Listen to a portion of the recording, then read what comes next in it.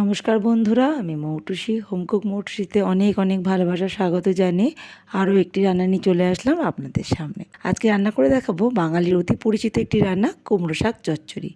কুমড়ো শাক চচ্চড়ি আমরা সবাই প্রায় বানাতে পারি। আমি কিভাবে এই কুমড়ো শাক চচ্চড়ি রান্নাটা করি সেটাই আজকে শেয়ার করব আপনাদের সাথে। তাহলে চলুন দেখে নেওয়া যাক আমি কিভাবে কুমড়ো শাক চচ্চড়িটা বানাই। এখানে এক বান্ডিল কুমড়ো শাক আনা হয়েছিল। শাকটা আমি কেটে 2-3 টুকরো করে ফ্রিজে রেখে দিয়েছিলাম। সেটা এবার ফ্রিজ থেকে বার করে রেখেছি। এবার এটাকে আমি আমার প্রয়োজন মতো টুকরো টুকরো করে কেটে নেব। এখানে একটা কথা বলি বন্ধুরা, আমার গলার ভয়েসটা আজকে খুবই খারাপ শোনাচ্ছে, আমি বুঝতে পারছি। এমনিতেই আমার গলার ভয়েস খুব বেশি ভালো না, ভাঙা ভাঙা গলা, তার মধ্যে ঠান্ডা লেগে গেছে ভীষণভাবে। তাই জন্য একটু অ্যাডজাস্ট করে নেবেন আজকের ভিডিওটা। অনেক দিন পরই আজকে ভিডিও শেয়ার করছি। এই গলার ভয়েসের জন্য আমি কদিন ভিডিও শেয়ার করতে পারিনি। তো যাই হোক, ভিডিওতে আসা যাক। এখানে কুমড়ো শাকের ডাঁটাগুলো আর পাতাগুলো আমি ছোট ছোট টুকরো করে কাটছি। ডাঁটার মধ্যে একটু আঁশ থাকে, সেই আঁশটা ফেলাতে হয়। মানে ডাঁটার ওপরের যে খোসাটা, সেটা কিছু কিছু ফেলতে হয়। যেগুলো মোটা ডাঁটা সেগুলো একটু বেশি ফেলতে হয়। যেগুলো একদম কচি, মানে পাতার সামনে যে ডগাটা, সেটা একটু অল্প ফেললেই হয়ে যায়। তো কাটতে খুব বেশি সময় লাগে না, শাকের পরিমাণটা যেহেতু বেশি আমার আজকে, সেই জন্য একটু সময় লেগেছে। নাহলে কিন্তু কুমড়ো শাক কাটতে বেশি সময় লাগে না। এর আগে লাউ শাকের রেসিপি শেয়ার করেছি, চাইলে চ্যানেলে ভিজিট করে ভিডিওগুলো দেখতে পারেন। যারা নতুন বন্ধু তাদের জন্য কথাটা বললাম। কুমড়ো শাকটা ভীষণই ভালো, একেবারে পোকা নেই। প্রত্যেকটা পাতা কিন্তু পরিষ্কার পরিচ্ছন্ন, মানে কোনো অংশ বাদ যায়নি। তাও আমি ভালো করে কাটার সময় দেখে দেখে কাটছি, যাতে কোনো রকম পোকামাকড় না থাকে। কারণ এইসব লাউ শাক কুমড়ো শাকে না এক ধরনের ছোটো ছোটো পোকা হয়, যেগুলো চট করে চোখে পড়ে না। সেই জন্য একটু ভালো করে দেখে কাটলে ভালো। আর এখানে একটা পাত্রে জল নিয়ে নিয়েছি, আর জলের মধ্যে শাকগুলোকে আমি একবারে কেটে কেটে দিয়ে দিচ্ছি। শাকগুলো ভালো করে ভিজে থাকবে, আর শাকের মধ্যে যদি কোনো পোকামাকড় থাকে সেটাও বেরিয়ে যাবে। পরে আমি শাকগুলোকে বারবার জল পাল্টে পাল্টে ধুয়ে নেব। আজকে কুমড়ো শাক কীভাবে কাটে সেইখান থেকে ভিডিওটা শুরু করলাম, ভাবলাম অনেকের যদি কাজে লাগে সেই জন্য। অনেক নতুন রাঁধুনি থাকে, তাদের জন্য আজকের কুমড়ো শাক কাটার পদ্ধতিটাও শেয়ার করলাম, যদি তাদের কাজে লাগে সেই জন্য। আপনারা চাইলে কুমড়ো শাকের ডাঁটা আর পাতাটা আলাদা করেও রাখতে পারেন। আমি একসাথেই রাখছি, একসাথেই রান্না করব বলে অসুবিধা হবে না। এখানে শাকটা এতই ভালো ছিল যে একটা পাতাও আমার বাদ যায়নি। অনেক সময় এই কুমড়ো শাকের ভিতরে অনেক লাল পাতা থাকে, মানে হলুদ পাতা থাকে বা পোকা পাতা থাকে, সেগুলোকে কিন্তু ফেলে দিয়ে কাটতে হবে। বিশেষ করে লাল পাতাগুলো নেওয়াই যাবে না, একেবারে টাটকা সবুজ পাতাগুলো নিতে হবে। আমার সব কুমড়ো শাক কাটা হয়ে গেছে। এখানে একটা মশলা রেডি করব আমি একটা ছোট বাটিতে। তার জন্য নিয়েছি 1 চামচ কালো সর্ষে, 1 চামচ হলুদ সর্ষে, দিয়ে দিলাম সামান্য নুন। এবারে কাঁচা লঙ্কা দিয়ে দেবো স্বাদ মতো।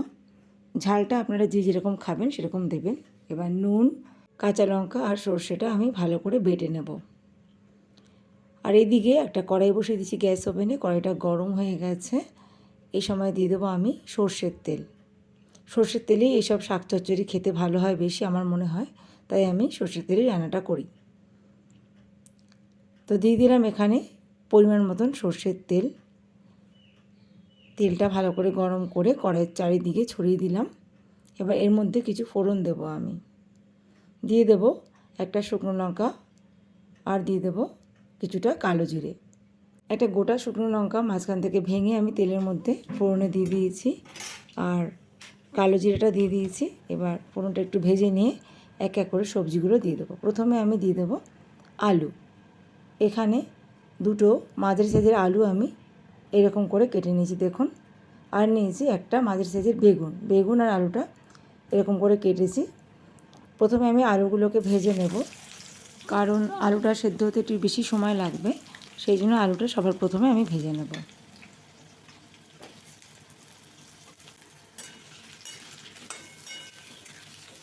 খুব বেশি কড়া করে আলু ভাজার দরকার নেই, আলুর মধ্যে একটা সুন্দর সোনালি রঙ চলে আসলেই হবে। আলুর পরিমাণটা চাইলে আপনারা কমও দিতে পারেন আরও একটু। এখানে দেখুন আলুটা কিন্তু ভাজা হয়ে গেছে, এর থেকে বেশি ভাজবো না আমি। এবার আমি দিয়ে দেবো কেটে ধুয়ে রাখা বেগুনগুলো। সব সবজিগুলোই আমি আগে থেকে ভালো করে কেটে ধুয়ে পরিষ্কার করে রেখেছিলাম। দিয়ে দিলাম দুটো চেরা কাঁচা লঙ্কা, সর্ষে বাটার সাথেও কিন্তু 4টে কাঁচা লঙ্কা আমি বেটে দিয়েছিলাম। বেগুনটা দেওয়ার পর আলুর সাথে ভালো করে বেগুনটাকেও ভেজে নিচ্ছি। এখনও পর্যন্ত আমি নুন বা হলুদের কোনো ব্যবহার করিনি।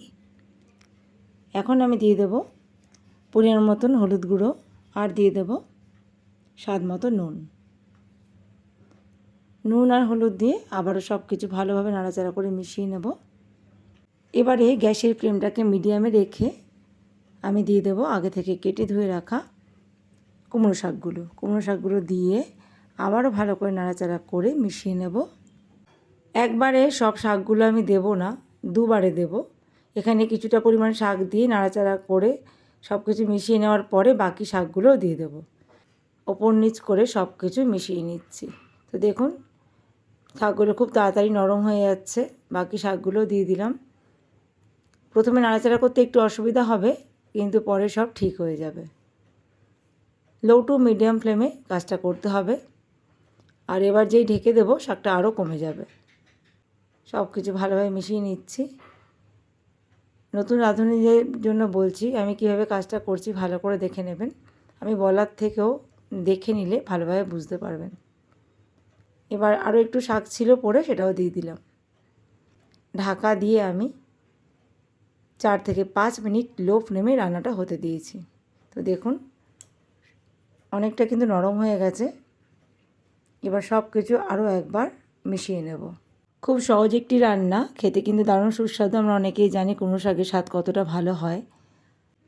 হাই ফ্লেমে 2 থেকে 3 মিনিট নাড়াচাড়া করে রান্নাটা করে নিয়েছি আমি। এরপর আমি আবারও ঢাকা দিয়ে কিছুক্ষণ রান্না করব।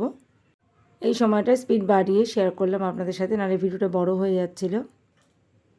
এবারে আমি দিয়ে দিলাম এর মধ্যে সর্ষে বাটা, কালো সর্ষে, হলুদ সর্ষে, কাঁচা লঙ্কা, নুন দিয়ে আমি বেটে রেখেছিলাম, সেটা দিয়ে দিলাম।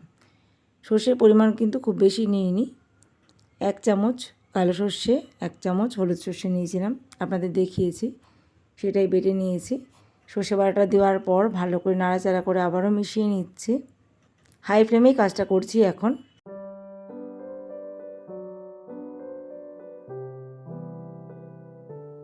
আলু, বেগুন, কুমড়ো শাকের ডাঁটা সবই কিন্তু 80% সেদ্ধ হয়ে গেছে। এই পর্যায়ে আমি দিয়ে দিলাম সর্ষের বাটি ধোয়া জল। আমি এখানে 1 কাপ মতো জল দিলাম, চায়ের কাপের 1 কাপ মতো জল দিলাম। তারপর ঢাকা দিয়ে আবারও লো ফ্লেমে 3 থেকে 4 মিনিট রান্নাটা করে নিয়েছি আমি। তো দেখুন এখানে চচ্চড়িটা কিন্তু প্রায় রেডি। এখানে সব কিছু ভালোভাবে সেদ্ধ হয়ে গেছে। আমি সব কিছু ভালোভাবে হাই ফ্লেমে একটু রান্না করে নিচ্ছি। সব শেষে দিয়ে দেব সামান্য মিষ্টি।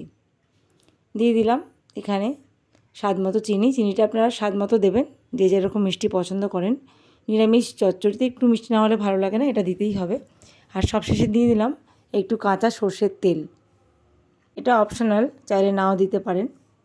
চিনিটা দেওয়ার পর আর সর্ষের তেলটা দেওয়ার পর আবারও নাড়াচাড়া করে কিছুক্ষণ রান্না করে নেব। এই 1.5 থেকে 2 মিনিট ভালোভাবে রান্না করে নিয়ে এবার আমি ঢাকা দিয়ে গ্যাসটাকে অফ করে 5 মিনিটের জন্য স্ট্যান্ডিং টাইমে রেখে দেব। হয়ে গেল আমার দারুণ স্বাদের কুমড়ো শাকের চচ্চড়ি। রেসিপিটা কেমন লাগলো অবশ্যই কমেন্ট বক্সে সেটা লিখে জানাবেন। ভিডিওটা ভালো লাগলে একটা লাইক দিয়ে যাবেন। আর আমার চ্যানেলে যদি নতুন বন্ধু হয়ে থাকেন অবশ্যই চ্যানেলটাকে সাবস্ক্রাইব করে রাখবেন। আর রেসিপিটা যদি ফেসবুক পেজ থেকে দেখে থাকেন অবশ্যই পেজটাকে ফলো করে রাখবেন। এই চচ্চড়িটা গরম ভাতের সাথে খেতে জাস্ট অসাধারণ লাগে। দেখা হবে খুব তাড়াতাড়ি নতুন একটা ভিডিওর সাথে, নতুন একটা রেসিপি নিয়ে। সবাই খুব ভালো থাকবেন, সুস্থ থাকবেন এই কামনা করি। প্রথম থেকে শেষ পর্যন্ত ভিডিওটা দেখার জন্য অসংখ্য ধন্যবাদ জানাই আপনাদের।